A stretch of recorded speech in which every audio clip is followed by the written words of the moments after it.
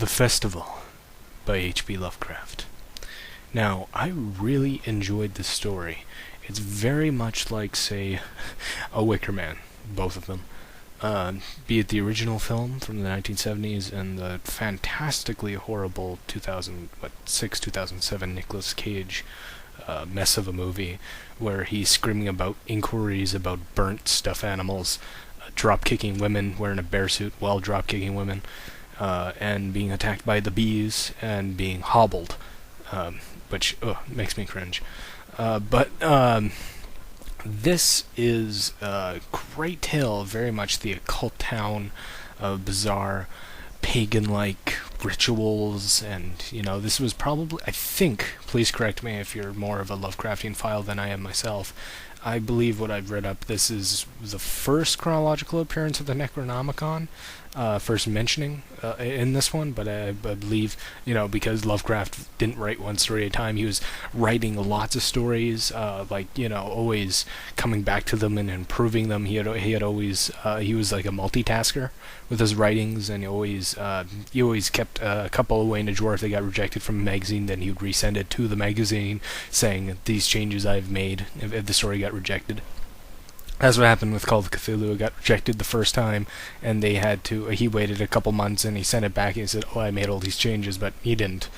We'll get to that. But this is related to the Cthulhu mythos, very much as in real-life religion, like, say, Christians and Catholics and Lutherans and Baptists, and from the Abrahamic religions, there are very different interpretations and rituals and stuff like that.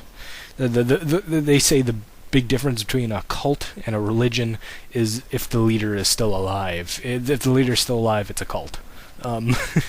So, Jesus walking around 2,000 years ago in the deserts, cult, not religion yet. But, and he got nailed to the boards, things changed. But me, myself, agnostic. The closest thing I got to a religion is basically Star Wars. And that's been playing a lot of Knights of the Old Republic and learning Jedi Code and the whole... I'll get into that.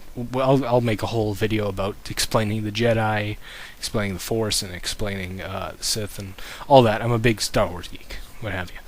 But I also like, and that kind of ties into with the Sith, with like dark alchemy, and they're a cult too, and it's forbidden magics, and there's a lot of this in here. We have Night Gaunts, these flying horseman gargoyle demon things. If you played super Ghosts and Ghouls, the gargoyles, they're kind of like those things in here. And there's a green flame, and this community of not desirably good looking people. There's little hints of Shadow over Innsmouth, but those years before I believe Shadow over Innsmouth came out. This is one of his earlier works where he was finding his voice into the Cthulhu realm.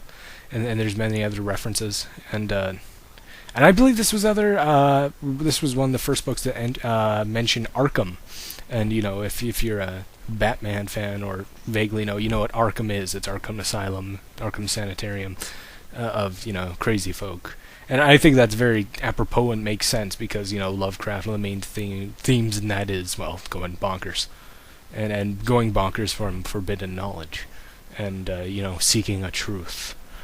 But I kind of like it. It does make sense too. I wish they'd integrate more Lovecraft stuff into Batman because it is very gothic. If you've seen my videos before Lovecraft Month, I was really hardcore getting into Batman and very earnestly getting into him because I'm more of a Marvel guy. But I just like Batman. He's in that same type of tier of, say, like the Punisher or Dexter Morgan. They have an insane amount of methodical discipline that I find fascinating. That's probably why Tien's my favorite character in Dragon Ball Z, because he never quit his training. I really respect strength and discipline, because that's just me. I'm rambling. It's a good story. It's interesting if you like The Wicker Man, if you like occult tales, or like Silent Hill. Speaking of Silent Hill, this will seriously date my video if you come back and watch this years or months later. I've seen the trailers for Silent Hill Revelation, and it's like, we've missed the point again to Silent Hill. We've missed again. And wait, what? We're not bringing in James Sutherland? No? Sutherland? No, it's Heather Mason, though cannot connect from the first film. Is just, I don't know. I'll get a whole topic into how I think male protagonists are a minority in horror films, aside from, let's say, Jesse from Nightmare on Elm Street 2 and Ash from the Evil Dead films and Army of Darkness. But he's more of a goof. He turned into one. Uh, where was I? Oh yeah, dark occults and magics and Halloween and ghosts and goblins and orcs. Uh, all I can say about this, it's enjoyable if you like things of this nature, the occult. It's fascinating. If you like Rosemary's Baby, if you like The Omen, it's very much in that same realm. I haven't seen the original Omen though. I've seen the remake. That was like 2006. I actually like it. I like Lee Schreiber. Hey, I made another reference. I look like Lee Schreiber. Aside from that, that's kind of like my digress. It's pretty good. Check it out. The festival. Yeah.